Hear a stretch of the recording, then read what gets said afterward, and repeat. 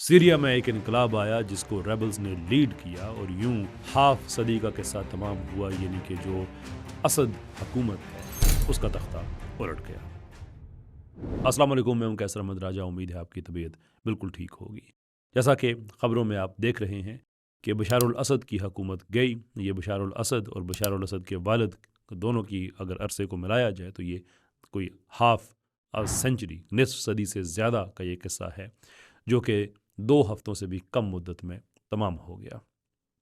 आज की वीडियो में हम एनालाइज करेंगे कि आखिरकार ये हुआ क्यों, इसके मेन प्लेयर्स कौन थे और ये किस दिन क्या वाक़या पेश आया और अब फ्यूचर क्या है। ये गुफ्तगू का सिलसिला स्टार्ट करने से पहले इसका एक हिस्टोरिकल बिल्ट अप, ताकि मुकम्मल तौर पे सियाक़ व सबाक़ हमारे सामने आ जाए, उसको बयान करना ज़रूरी है। और वो ये है कि इसराइल और हिज़्बुल्लाह की लड़ाई जारी थी और उसके बाद उनमें जंगबंदी होती है 26 नवंबर को, और 27 नवंबर को उस जंगबंदी का पहला दिन था, यानी कि अमल दरामद होना था। और 27 नवंबर ही वो दिन है जब सीरिया में एक बदअमनी की नई लहर फैल गई और उसके बाद कुछ ही दिनों में जो हुकूमत है उसका तख्ता उलट गया। नौ क्या ताल्लुक़ है हिज़्बुल्लाह की जंगबंदी का और सीरिया में जो जंग हुई है, अभी ये कहना कबल अज़ वक्त होगा, इसलिए कि हर तरफ से इन्फॉर्मेशन आ रही है, क्लैरिटी नहीं है कि इसका कोई बाहमी ताल्लुक़ है या नहीं है। लेकिन बहरहाल तारीख़ के एतबार से, यानी कि जो कैलेंडर है उस एतबार से और जो जोग्राफिया है उस एतबार से, ये इतने करीब करीब एक दूसरे से गिरते हैं कि बहरहाल ये एक ऐसी बात है कि इस पे इंसान की तवज्जो ज़रूर जाती है।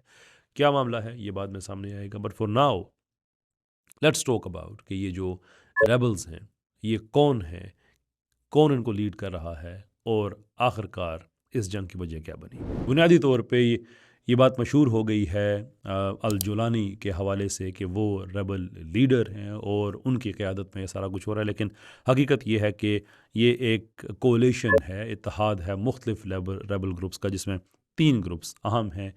एक HTS, जिसका नाम सबसे ज़्यादा लिया जा रहा है। HTS यानी कि हयात तहरीर शाम, जिसका लिटरल तर्जमा है कि जो लीवेंट है या शाम है उसकी एक आज़ादी का एक तहरीक है, एक ग्रुप है। यहाँ पे एक चीज़ ज़रूरी एक्सप्लेन करनी अपने जो कम उम्र देखने वाले हैं उनके लिए, कि हम जिसे शाम कहते हैं वो एक मुल्क है पाकिस्तान में, लेकिन हकीकत में शाम एक मुल्क नहीं है बल्कि एक इलाके का नाम है, लीवेंट, यानी कि इंग्लिश में सीरिया और अरबी में से सूरिया कहते हैं। लेकिन शाम का जब अरबी में ज़िक्र किया जाता है, यानी उर्दू में जब ज़िक्र करते हैं तो उसका मतलब है कि एक मुल्क शाम, लेकिन जब अरबी में शाम कहा जाता है तो उसका मतलब है कि वो पूरा इलाका जिसके अंदर मौजूदा इसराइल है, जिसके अंदर फ़लस्तीन है, जिसके अंदर लबनान है, उर्दन और सूरिया, यानी कि जिसे हम शाम कहते हैं, ये सारे का सारा उसका हिस्सा बनता है। तो ये इसका जो नाम है ये बड़ी अहमियत का हामिल है, इसलिए कि इस नाम से ये ज़ाहिर होता है कि इस ग्रुप के जो इरादे हैं वो सिर्फ उस जोग्राफियाई हद के अंदर नहीं है बल्कि बाहर जाने के भी हैं। खैर आगे क्या करेंगे वो तो बात की बात है, लेकिन अभी तो हम तारुफ कर रहे हैं ये जो ग्रुप्स हैं। दूसरा बड़ा ग्रुप है सीरियन नेशनल आर्मी या SNA का। ये बागियों का वो ग्रोह है जिसको बराह रास्त तुर्किया की हिमायत हासिल है, तरबियत, सफ़ारत, सियासत, हर एतबार से, यकीनन माली तौर पर भी तुर्किया की हिमायत हासिल है, और ये दूसरा बड़ा ग्रुप है। तीसरा बड़ा ग्रुप है वो सबसे ज़्यादा दिलचस्पी का हामिल है, उनका नाम है SDF, यानी कि सीरियन डेमोक्रेटिक फोर्सेस। ये दिलचस्पी इसलिए इस ग्रुप में ज़्यादा है कि ये तुर्किया का मुखालिफ है, यानी कि इनका, और ये सिर्फ सियाक़ व सबाक़ के लिए मैं अर्ज़ कर रहा हूँ ताकि चीज़ ज़्यादा क्लियर हो जाए, कि इनका और तुर्किया का आपस में तकरीबन वही ताल्लुक़ है जो पाकिस्तान और BLA का है। यानी कि तुर्किया के लोग इनको दहशतगर्द समझते हैं और ये तुर्किया में दहशतगर्दी भी करते हैं, लेकिन इस महाज में तुर्किया भी इनके साथ खामोशी के साथ था। But then the question is कि अगर तुर्किया खामोशी के साथ था तो इनका असल हिमायती कौन है, इनका जो मेन सपोर्टर है, इनका बाजू कौन है? And the answer is US। यानी कि ये 3 ग्रुप हैं। एक हो गया हमारा HTS, दूसरा हो गया हमारा जो सीरियन नेशनल आर्मी, और ये जो फिर डेमोक्रेटिक फोर्सेस हैं। एक के पीछे अमेरिका खड़ा है, एक के पीछे तुर्की खड़ा है, और HTS उसके पीछे कौन एग्जैक्टली खड़ा है ये कहना ऐसा सच तो मुश्किल है, लेकिन हमें यह पता है कि उसका कदीमी ताल्लुक़ अल-कायदा से है, लेकिन वो ताल्लुक़ उन्होंने तोड़ा। अब सीरिया पे क्या वो कोई नया ग्रुप है जो ऐसा उठा और उन्होंने अचानक कब्ज़ा कर लिया? नहीं, ऐसी बात नहीं है। हकीकत यह है कि ये ग्रुप HTS ये 2017 में कायम हुआ और 2017 से ही इनकी लड़ाई मुसलसल असद हुकूमत के साथ जारी है। 2020 में जंगबंदी होती है और वो जंगबंदी कराने वाले हैं ईरान और रूस, जो कि बड़े अरसे से मेन प्लेयर हैं सरज़मीन शाम पे। उन्होंने ये जंगबंदी कराई और उसके बाद ये अपने इलाके में इन्होंने अपनी एक हुकूमत बनाई और बाकी जो शाम है उसके बड़े इलाके वो असद के पास रहे। इनका इलाका बहुत छोटा था लेकिन फिर भी तकरीबन 20 लाख नफूस इनकी हुकूमत में मौजूद थे, यानी कि 20 लाख की एक काफ़ी साइजेबल एक चंक होता है, यानी कि बिल्कुल ही कोई छोटा सा इलाका नहीं था।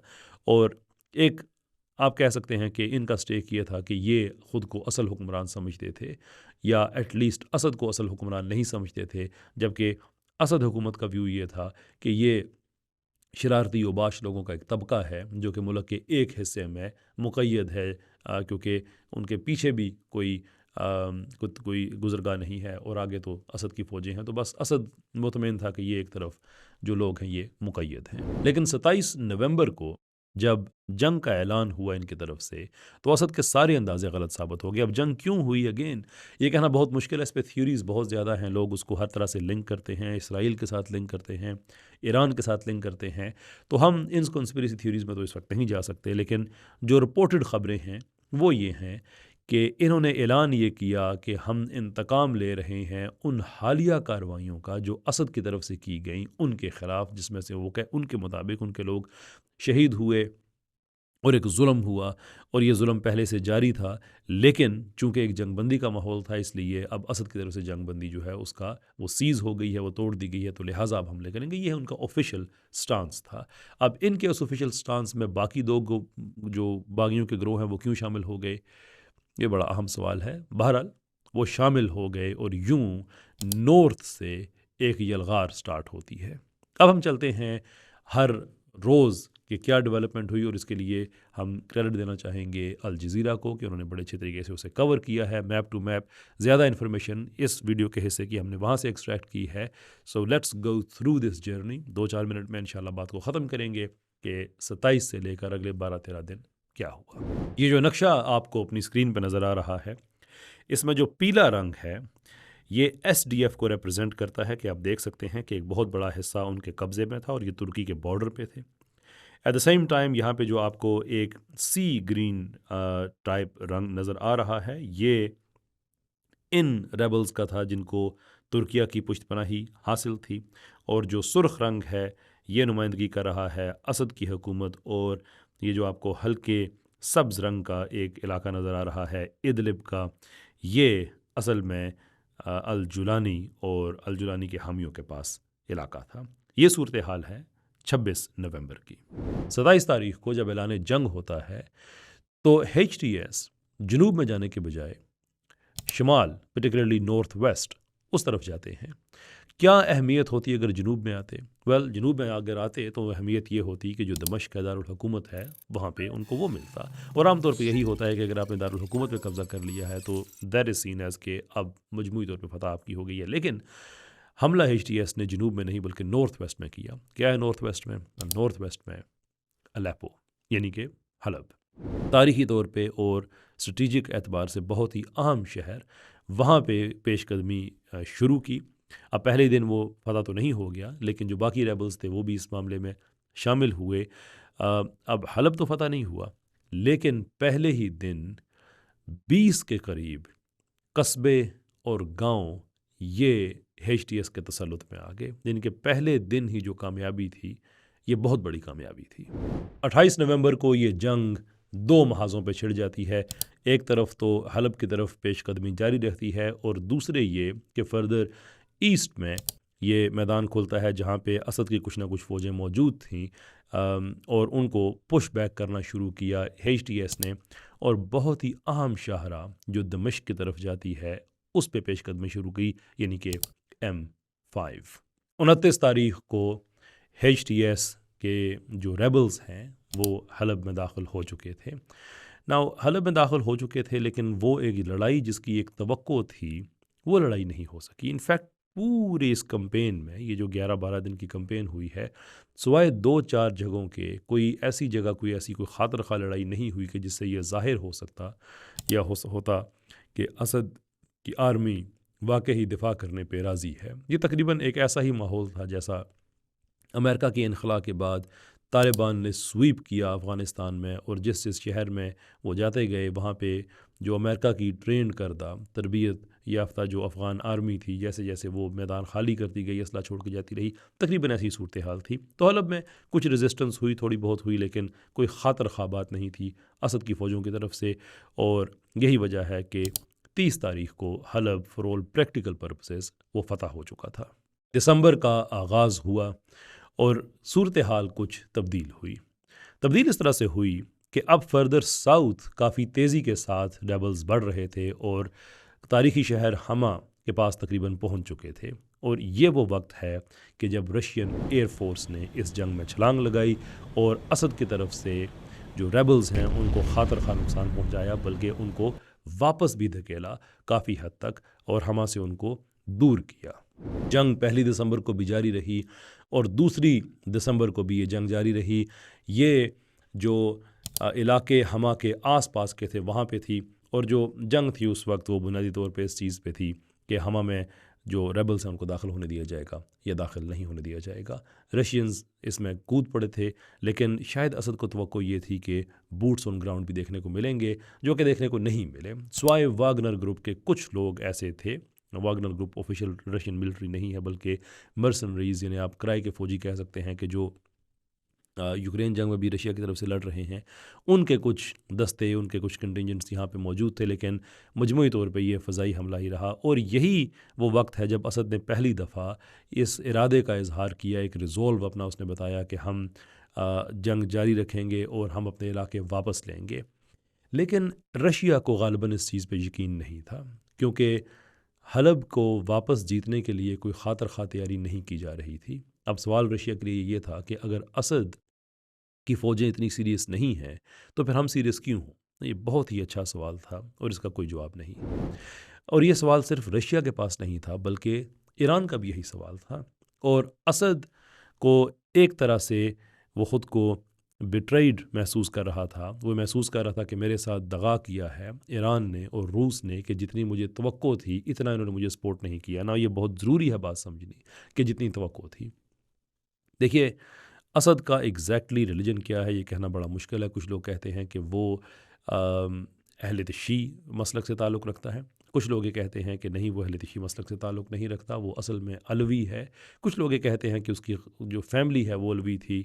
हाफिज़ुल असद मिसाल के तौर पे वो एक अलवी इंसान था, लेकिन ये बाद में अहले शी हुआ, लेकिन फिर उसमें असनाशरी हुआ नहीं हुआ, ये हमें नहीं पता।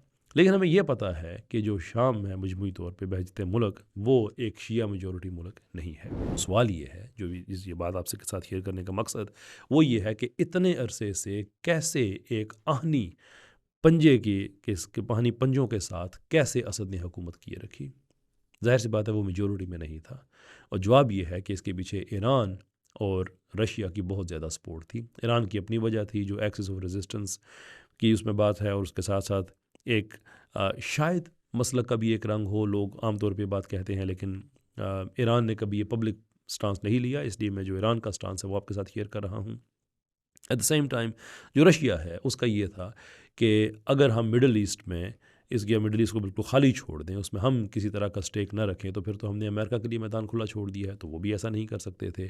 तो ये दो मुल्क असद को बहुत ज़्यादा वहाँ पे सपोर्ट कर रहे थे, और यहाँ पे असद इसलिए ख़ुद को ये बिट्राइड फील कर रहा था, ये महसूस कर रहा था कि मेरे साथ धोखा हुआ है, कि ये दोनों ममालिक उसके लिए उस तरह से नहीं निकले। इंटरनेशनल मीडिया ने भी ये रिपोर्ट किया कि he was throne under the bus, यानी कि उसको बस के नीचे फेंक दिया और ख़ुद दोनों मुल्क जो हैं वो साइड पे हो गए। रशिया ने इब्तदाई तौर पे कुछ ना कुछ किया, लेकिन उसके बाद निकल गया। लेकिन जंग जारी रही। 3 दिसंबर, 4 दिसंबर, 5 दिसंबर एक फ्यूरियस जंग वहाँ पे रही, और शायद ऐसा लगने लगा कि जो हमा का महाज है शायद यही मेन महाज है ना। एक तरफ जो रेबल्स हैं वो हमा की तरफ जाने वाले जो शाहराहें हैं वहाँ पे अपनी तस्वीर बना बना के भेज रहे थे, और दूसरी तरफ जो एक रेट्रिक है, जो एक बयानिए की जंग है, वो जारी थी असद रजीम की तरफ से। सख्त एसाबी जंग थी, और यहाँ पे कई दिन लगे इस महाज पे जहाँ पे अब रशियंस और ईरान के लोग भी कुछ ना कुछ उसमें शामिल थे। ईरान के लोग जो थे रिपोर्टेडली, ये कम से कम ये जो HTS है ये उनका बयान है कि हमने कुछ ईरानी वहाँ पे फाइटर पकड़े हैं, और जो रशियन थे वो ज़ाहिर सी बात है ग्राउंड में नहीं थे, वो हवा में थे। आहिस्ता आहिस्ता वो भी ख़त्म होना शुरू हुए उनके हमले। और जो जंग है वो इस तरह से रही कि हमा शहर के आगे पीछे जो उसके मज़ाफ़ाती इलाके हैं वहाँ पे एक खून रेज़ी स्टार्ट हुई।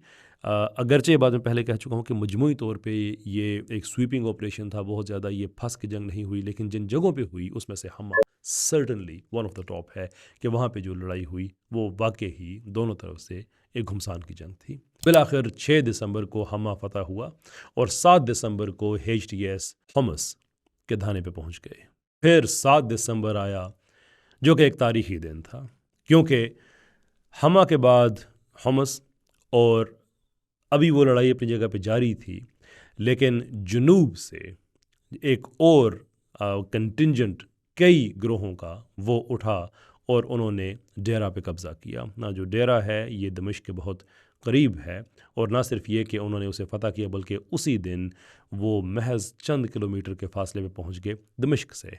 अब ये एक ऐसी सूरत हाल थी जो असद के लिए गैर मामूली थी, क्योंकि ये कुछ ही दिनों में चौथा बड़ा सेटबैक था, एक के बाद दूसरा, दूसरे के बाद तीसरा। इंटरनेशनल सपोर्ट ख़त्म हो रही थी, बागी हर तरफ से बढ़ रहे थे, and that was pretty much the end of everything. और यही हुआ। 8 दिसंबर को प्रैक्टिकली असद की हुकूमत ख़त्म हो गई, असद मुल्क से फ़रार हो गया। कई घंटे कोई ख़बर ही नहीं आई कि कहाँ पहुँचा है। ये भी ख़बरें आई कि शायद उसका जहाज़ भी तबाह हो गया है, रेडार से ऑफ हो गया है, वगैरह वगैरह वगैरह। खैर बाद में पता चला कि वो अब रशिया है, वहाँ पे उसको असाइलम मिली है, और रिपोर्टेडली असद ने अब सियासत से रिटायर होने का फ़ैसला किया है और रूस में एक हस्पताल बनाने का इरादा किया है, मेडिकल फील्ड में जाने का फ़ैसला किया है। पेशे के एतबार से असद एक डॉक्टर है। ये हुआ वाक़या, एक एक दिन किस तरह से किन किन इलाकों पे कब्ज़े किए गए। और अब जो सूरत हाल है वो ये है कि बड़ा इलाका जो है सीरिया का ये HTS के पास है, और कुछ रेबल ग्रुप्स हैं साउथ में जो सपोर्ट कर रहे हैं। नॉर्थ में जो कि अमेरिका के बैक्ड कुर्द लोग हैं, उनका एक अपना मिजाज है, उनके पास जो टेरिटरी है वो बहुत बड़ी टेरिटरी है। अब मुस्तकबिल में क्या होगा ये हम नहीं कह सकते, लेकिन उसके बाद की जो डेवलपमेंट्स हैं वो बड़ी अहम हैं। मिसाल के तौर पे जब से असद की हुकूमत गई है, इसराइल 300 फ़ज़ाई हमले कर चुका है, फ़ज़ाई और ज़मीनी हमले 300। और कुछ रिपोर्ट्स के मुताबिक वो भी दमिश्क की तरफ पेशकदमी कर रहा है। एक रिपोर्ट के मुताबिक वो तकरीबन 25 किलोमीटर और एक रिपोर्ट के मुताबिक तकरीबन 16 किलोमीटर के फासले पे है, यानी वो भी अपनी तरफ से इनकरेज कर रहे हैं। अब आगे क्या सूरत हाल बनती है, क्या होगा, ये हम डिस्कस करेंगे अपनी अगली वीडियो में। आज हमने डिस्कस किया है कि ख़ानदान असद की निस्फ सदी पर मुहीत, निस्फ सदी से भी ज़्यादा लंबी हुकूमत कैसे ही कुछ दिनों में रैप अप हुई, और अब जो शाम के हालात हैं बहजते मुल्क, वो एक नई कहानी है, एक नई दास्तां है। वो कैसे अनफोल्ड होगी अभी कुछ कहा नहीं जा सकता। वेस्ट की तरफ से बहुत ज़्यादा तारीफ़ की जा रही है, जो रेट्रिक है वो बिल्कुल भी फायरी नहीं है, आतशगीर नहीं है, बल्कि बड़ी वेलकम नज़र आती है। कुछ अनकन्फर्म रिपोर्ट ऐसी भी हैं कि उन्होंने आते ही कुछ सिंबॉलिक मूव्स ऐसी की हैं कि जिससे लगता है कि शायद वो भी वेस्ट को नाराज़ नहीं करना चाहते। मिसाल के तौर पे हिजाब पे एक पाबंदी जो थी कि सब ने हिजाब करना है, सब ख़वातीन ने, इन्होंने आके वो ख़त्म कर दी है, ऐलान किया है। लेकिन ये जंग का माहौल है, ये गैर मुसद्दक़ा ख़बरें हैं, ये सारी की सारी गलत हो सकती हैं। कभी ख़बर आती है कि वो अब फ़लस्तीन को आज़ाद करने के लिए जाएंगे, कभी ख़बर आती है कि नहीं उन्होंने इसराइल को पैगाम भेजा है कि कोई ऐसी बात नहीं है। लेकिन इनमें से कोई मुसद्दक़ा ख़बर नहीं है, इसलिए कि जंग के माहौल में इस तरह की ख़बरें आया करती हैं। और वैसे भी ना भी वहाँ पे कोई इदारे हैं ऐसे, ना वहाँ पे कोई ऑफिशियल सिस्टम है कि जिसके ज़रिए ऐसी ख़बरों की तस्दीक की जा सके। मुख्तलिफ़ ख़बरें मुख्तलिफ़ प्लेटफॉर्म से आ रही हैं। अगली वीडियो हमारी होगी कि अब इसराइल का वहाँ पे क्या मुस्तकबिल है और वो क्या कर सकता है, और ग्रेटर इसराइल का मंसूबा कैसे होता हुआ नज़र आता है, और अहादीस क्या कहती हैं। क्या ये जंग उन अहादीस के सिलसिले की एक कड़ियों में से एक कड़ी है जो एंड ऑफ टाइम्स की तरफ पॉइंट आउट करती हैं। ये सब डिस्कस करेंगे हम अगली वीडियो में। बहुत शुक्रिया आपका। अस्सलाम वालेकुम।